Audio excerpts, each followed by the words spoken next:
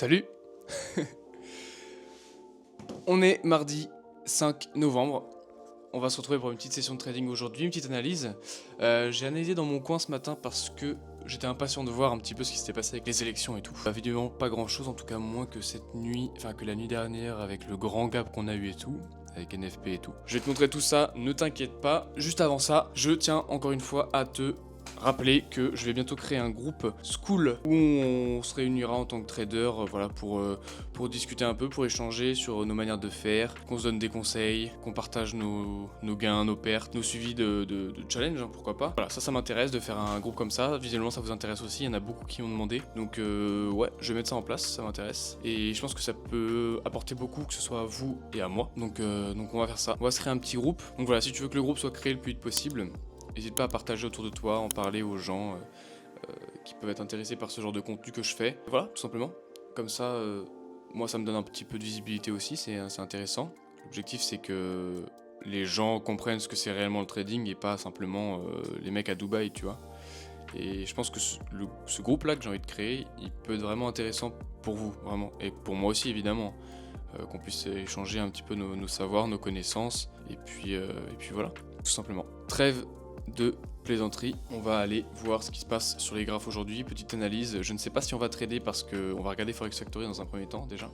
On va mettre toute la semaine, apply, Mock Holiday Monday, il n'y avait rien du tout. Aujourd'hui, beaucoup de choses, surtout sur Australie, Nouvelle-Zélande, mais sinon c'est tradable. Mercredi, c'est tradable. Jeudi, ça va être compliqué. Après 1 heure, on a Unemployment Claims, donc c'est FOMC, donc ce sera après 2h30, après l'annonce, pour trader. Et vendredi, on peut trader, il n'y a pas trop de soucis, c'est cadre, pas de soucis. À part mercredi et jeudi, on peut trader aujourd'hui si on trouve une opportunité, on peut trader vendredi. Voilà pour ça c'est déjà pas trop mal. On est parti pour le rapport du 5. Objectif du jour, prendre le swing haut de CAD si on le peut. Focus. Session New York, on focus parce que la session est compliquée, mais si on reste concentré, on peut voir l'opportunité, on la loupera pas et on fera pas du FOMO non plus. Donc on reste focus. Screen de Forex Factory. On est choix des swings, il y en a deux. USD, CH. Voilà. Donc on prendra probablement le haut de CAD alors, soit aujourd'hui soit demain, ça dépend de comment la bougie se clôture évidemment, donc soit aujourd'hui soit demain, et l'USD CHF également. On va faire une analyse un petit peu plus poussée pour l'autre CAD, on va retourner en monthly, voir les targets etc, parce que ça je l'ai pas fait, on va aller voir ça, et voilà. Aujourd'hui qu'est-ce qu'on a? Bon déjà si tu regardes bien là on avait un putain de gap d'ouverture de fou furieux qui a été touché avec Asia, mais bon, est-ce qu'on peut vraiment considérer comme touché quand il y a tout ça à field? Je ne sais pas. Je ne sais pas, donc à la limite on va même pas le prendre en considération, mais juste on peut constater quand même qu'il y a un gap qui est assez colossal quand même. On a un gap en 4 heures ici, voilà, qui n'a pas été retouché ou quoi, donc vu j'ai l'impression qu'on retourne sur une petite tendance baissière, on peut considérer que je vais prendre que de l'achat sur les paires. Donc là faut faire attention parce qu'on a un busy ici, faut voir comment ça clôture, faut voir comment... Donc moi j'avais le candle gap en 1 heure que j'ai tracé parce qu'il est assez joli quand même, il est assez sympa. Donc on a le candle gap et on a un petit CB ici qui sera probablement une target. On peut la retirer, admettons. Voilà, on a une bonne target quand même. Le problème, c'est que London fait du gros displacement. C'est un peu compliqué, parce que je sais pas jusqu'où il peut aller, quoi. Si ça se transforme en inverted fair value gap, pourquoi pas prendre à la baisse sur un rebond sur New York? Pourquoi pas? Mais là, pour l'instant, dans l'état actuel des choses, je vais pas trop toucher. Voilà pour le DXY. Je vois pas grand chose de plus, hein, franchement. Candle gap, là, il y a un busy. Là, on a atteint la target. Après, la tendance des derniers jours, oui, c'est ce que j'aurais fait. Sur euro, c'est pareil. On n'a pas pris la liquidité ici. On n'est même pas revenu dans le gap à part là, à l'ouverture. Ce qu'on peut attendre, c'est un retour sur le busy ici. C'est un peu compliqué. Je pense pas que je vais pouvoir prendre de trades là-dedans. Parce que là, franchement, c'est pareil. On a les deux mêmes ici à prendre. Là. Et là, on a ces deux-là à prendre. C'est dégueulasse. On n'a même pas touché le busy ici, qui serait considéré plus comme un BPR au vu du gap énorme qu'on a ici. En tous les cas, on l'a même pas refilé. Donc pour moi, tout va dépendre, je pense, même la clôture de cette bouche dans 20 minutes. C'est mon analyse. C'est un peu le bordel.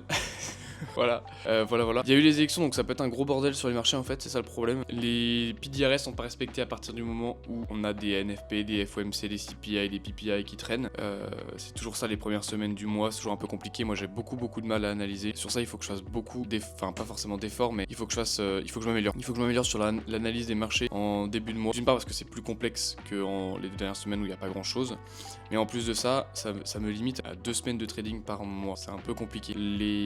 les paires en swing, je peux quand même les analyser, c'est pas très grave parce qu'on est quand même sur des piliers arrêts en daily, weekly, peut-être même monthly, donc c'est quand même assez vénère, tu vois. Mais sur un petit busy M30, ça marche pas, tu vois. Là, s'il est traversé, enfin, il y a 1 milliard de chances qu'il soit traversé et qu'il soit repassé par au-dessus et tout. Moi, je peux pas trader là-dedans, tu vois. On va passer au swing. Cette paire-là m'intéresse toujours parce qu'en fait, on continue à faire de l'engineered liquidity en continuant à mettre des pools de liquidité sans prendre le pool d'avant. Donc ça m'intéresse déjà beaucoup, il y a beaucoup de liquidité à prendre. Ici on est venu chercher la liquidité, on est venu field à 100% quasiment reclôturer à l'intérieur. Je pense que si on se met en weekly, tu vois, voilà, c'est pas je pense, c'est je suis sûr. Si on se met en weekly, on est au-dessus du 0,5 du busy daily. On a méché quasiment sur le busy, mais on l'a pas touché. Effectivement on l'a pas touché. On a quand même une belle tendance haussière depuis 1 an. Donc ça me réconforte aussi dans mon idée. Là on a l'OB ici, on a rebondi dessus. On va finir l'analyse des paires et on va le prendre aujourd'hui, sachant qu'il y a aussi donc il y a AUD CAD, mais il y a aussi AUD USD qu'on peut regarder ensemble parce qu'ils sont très corrélés. AUD CAD USD, NZD AUD CAD CAD. Alors on a ici un busy avec un OB en daily, en weekly on a, non c'est pas, j'aime pas comme ça. Ok, en weekly on a un IFVG. On a bien clôturé au-dessus. On a fait 2 mèches qui sont plus du tout dans l'IFVG, pardon. Et là on vient retoucher l'IFVG. Ça j'aime bien. Bon, je vais pas le mettre parce que ça fait dégueulasse sur le graphe, on a compris. Et par contre, bah ouais, moi j'aime bien. Sur l'OB qui est aussi l'entrée du busy. Hop, petit drapeau rouge. On a terminé l'analyse, on récapitule, on a notre petit haut de CAD qui va rentrer sur les marchés bientôt. Je t'avoue que là je vais bientôt le prendre je pense. Et notre petit USD CHF qui est très joli aussi. On attend un retour sur le busy, OB et on part direct. On réfléchit même pas. Petit trade, on va sur le 50 000, haut de CAD, ok, haut de CAD, parti. Et puis on va prendre le même du coup sur le petit 10K, haut de CAD, trade. Et voilà, on a le 10K qui est pris, le 50K qui est pris aussi. Maintenant on n'a plus qu'à attendre. Et franchement il est vraiment très joli quand même. On peut faire du 1 pour 3, ça peut être sympa. 6500, qu'est-ce que vous en pensez? Parce que c'est pas mal. On verra bien ce que ça donne. On ne trade pas, hein. Il ne faut surtout pas trader dans ces conditions là, c'est tout ce que je vais te dire parce que de toute façon cette journée là va être terminée, hein. On va pas trader. Ce que je vais faire de mon côté c'est que je vais rattraper les lives que j'ai de retard et puis ce sera tout. Ce soir il est 18h, on va faire un peu de backtesting comme c'était prévu, on va faire entre 1 et 2 heures. J'avais mis 2 heures sur mon planning aujourd'hui, mais je sais pas combien de temps ça va prendre pour avoir des résultats on va dire à peu près concrets. Donc là tu vois que cet écran là, sur l'écran d'à côté j'ai mon Notion où je vais écrire un petit peu les trades que je vais prendre au fur et à mesure. Donc on va voir ça ensemble, on va faire avancer les graphes et on va prendre à chaque fois un trade quand on a une opportunité devant les yeux. Et puis voilà, le but c'est de voir un peu avec les types d'entrées que je prends, si je suis rentable, voir un peu des patterns qui sont cohérents et prendre un peu confiance dans la stratégie.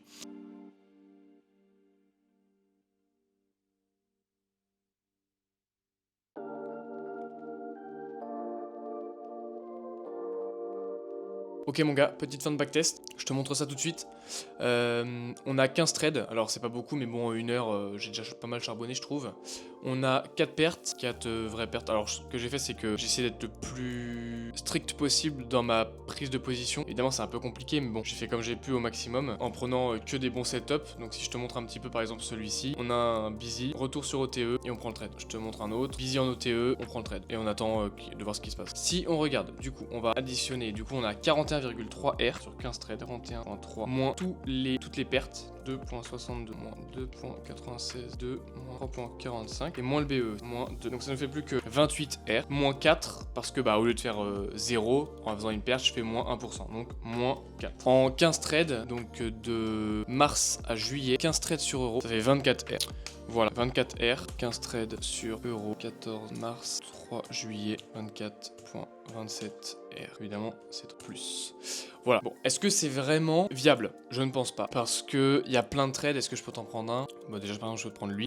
Lui, je l'ai pris sur London, comme on voit, je l'ai pris sur London. Finalement, le trade, il s'est quasiment retourné. Alors, j'ai pas touché au trade. Une fois que je posais TP, SL, je ne touchais jamais. Ah, sauf la gestion du TP, tu vois. Mais voilà. Là, en vrai, un trade, je l'aurais jamais arrêté, j'aurais jamais fait continuer. Donc, sur un trade qui me donne 3 R, en vrai, je l'aurais pas fait aller jusqu'à 3. Je l'aurais arrêté en fin de session de New York. Donc, déjà, ça, c'est pas bon. Là, j'aurais fait que 1,4, il me semble. En vrai, ça va. Mais je pense que sur 24 R, on peut enlever 24,27 fois. On peut enlever 15% de trades qu'on pourrait pas prendre parce qu'il y a une annonce écho ou des trucs comme ça.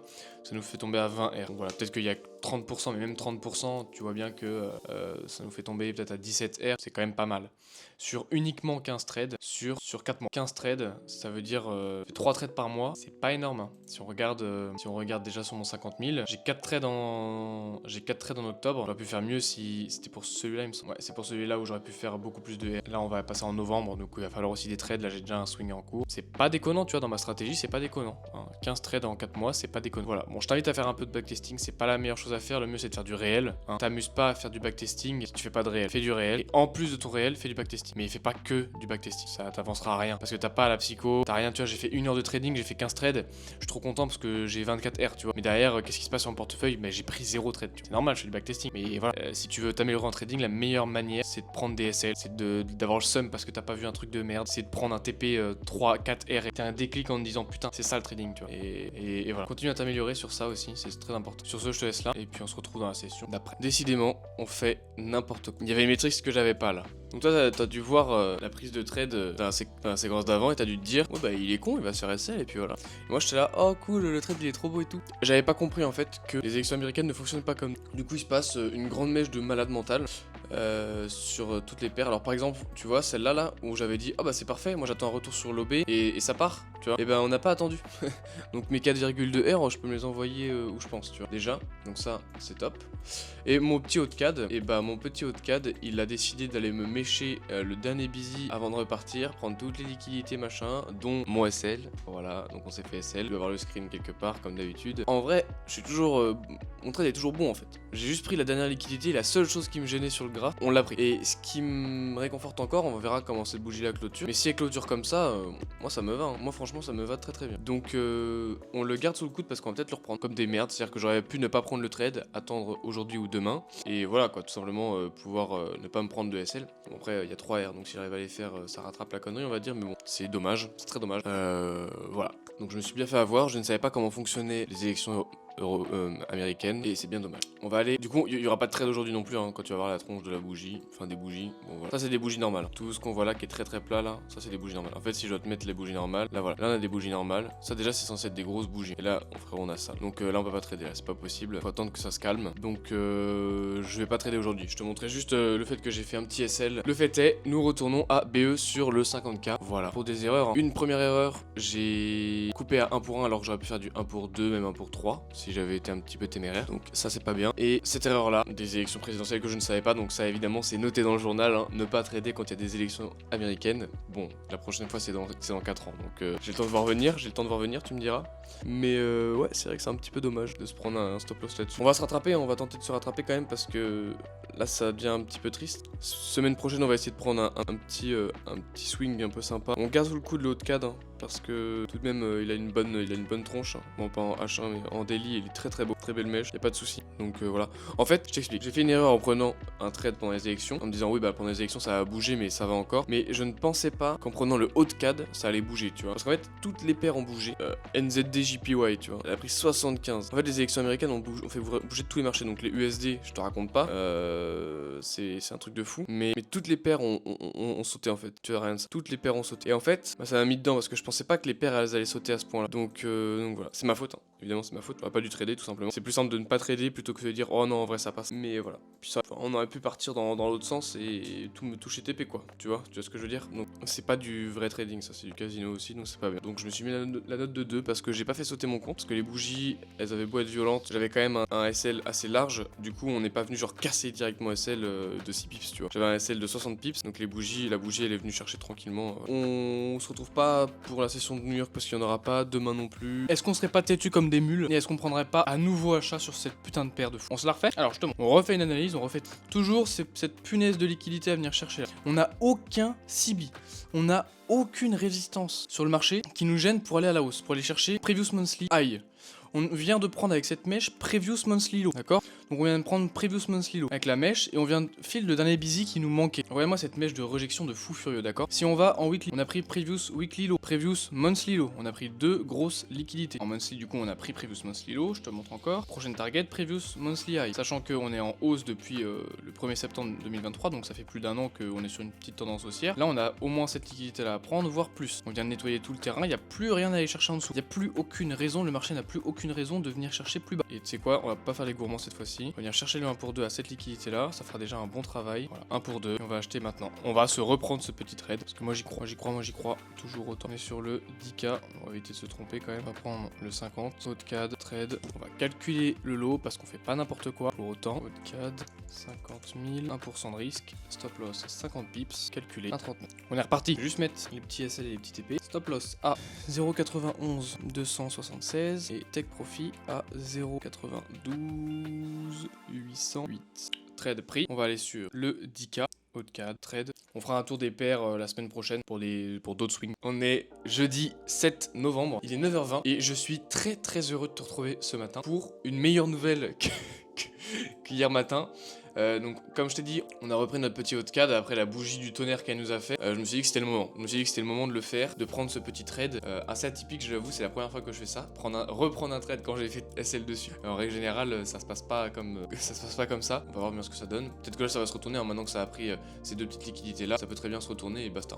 Donc attention quand même. Mais bon, je vois aucun intérêt à ce qu'on vienne pas chercher beaucoup plus haut des vraies liquidités, notamment celle-ci. Ok, et bien affaire à suivre. On se retrouve encore une fois, il est 13h45 et comme tu vois, on va bientôt atteindre les 1R. J'avoue que 71% c'est vraiment pas mal. Va falloir refaire des analyses swing parce que là il y a des choses qui se sont un petit peu débloquées avec les élections et tout. Assez sympa, on va pouvoir regarder ça. La semaine prochaine, là je vais pas avoir le temps. Le AutoCAD qui se fait BE à l'instant, c'est un peu le somme, non? Bon, c'est mieux qu'un SL, tu me diras. Mais c'est à dire que là, le trade qui était censé être magnifique, machin, à plus tiers, faut que je regarde. On va replacer SLTP, on va regarder ensemble. Donc j'ai fait SL, enfin j'ai fait BE comme tu vois à l'écran quelque part, doit y avoir le screen. C'était peut-être tout simplement pas la bonne semaine pour trader, mais en aucun cas c'est un mauvais trade je pense. La gestion était pas mal, c'est pas grave, ça veut dire que là on a aucun trade en cours pour la semaine prochaine, donc à la limite c'est un mal pour un bien, je préfère ça plutôt que me dire ah putain c'est proche du BE quand ça va clôturer, imagine ça fait un gap, si j'arrive au SL ça casse le SL et je me prends, enfin ça casse le BE et je me prends moins 1%, ça fait chier. En vrai un petit retracement d'accord, retracer la totalité de ce qu'on a fait le jour d'avant, bon bah pas de bol. Non c'est pas grave, ça fait un très beau trade à mettre dans le journal par contre, parce que franchement on a tout vu là sur ce trade là. On se fait SL une première fois, on reprend le trade. On va quasiment toucher TP, faut tenir la psycho. On peut presque mettre un Nadine, je peux pas mettre la DIN, finalement tant mieux parce que j'aurais fait moins R. Et en plus de ça, on vient faire BE au final. Grande aventure ce trade, grande aventure. Il sera dans le journal. Je te fais cette dernière petite séquence pour cet épisode là pour te dire si tu es arrivé jusqu'ici dans la vidéo, c'est que mon contenu t'intéresse ou en tout cas t'as envie de suivre un peu l'aventure avec moi. Donc ça me fait extrêmement plaisir, hein. Merci d'être là et de regarder jusqu'à la fin. Si t'aimes bien et si t'as envie d'avoir plus de contenu encore de ma part, si tu m'apprécies, ma personne ou mon trading peu importe, ou juste l'aventure, dans tous les cas, si tu veux, il y a un groupe qui va bientôt être créé dans les prochaines vidéos, donc je t'invite à rester un petit peu au courant. Dans les prochaines vidéos, je vais lancer le groupe School en question dont je parlais. Je réfléchis beaucoup en ce moment sur la manière d'amener les choses, la plus-value que je peux apporter. En fait, j'ai pas envie de faire un groupe pour faire un groupe. J'ai pas envie de faire un groupe juste pour en faire un parce que les gens l'ont demandé. Je veux que ça me serve à moi, je veux que ça vous serve à vous. Je veux apporter de la plus-value. Je veux qu'il y ait autre chose que juste on parle 2-3 fois et le groupe meurt au bout d'un mois parce que y a pas de nouveauté, y a rien en fait. Je veux créer un truc où on échange entre traders passionnés avec des petits défis, voilà, des petits calls de temps en temps, etc. Je veux vraiment créer une communauté qui est forte, qui est soudée, qui a une plus-value vraiment à ajouter. Je veux pas juste, je vous montre ce que je fais sur YouTube, je vous dis oh j'ai une communauté, vous rentrez dans la communauté et il se passe rien. C'est pas mon but, c'est pas mon objectif. Mon objectif c'est vraiment de créer quelque chose de fort, avoir des gens qui sont vraiment motivés. Bref, abonne-toi et on se retrouve la semaine prochaine pour la 5e semaine du challenge, tout simplement. Allez, ciao.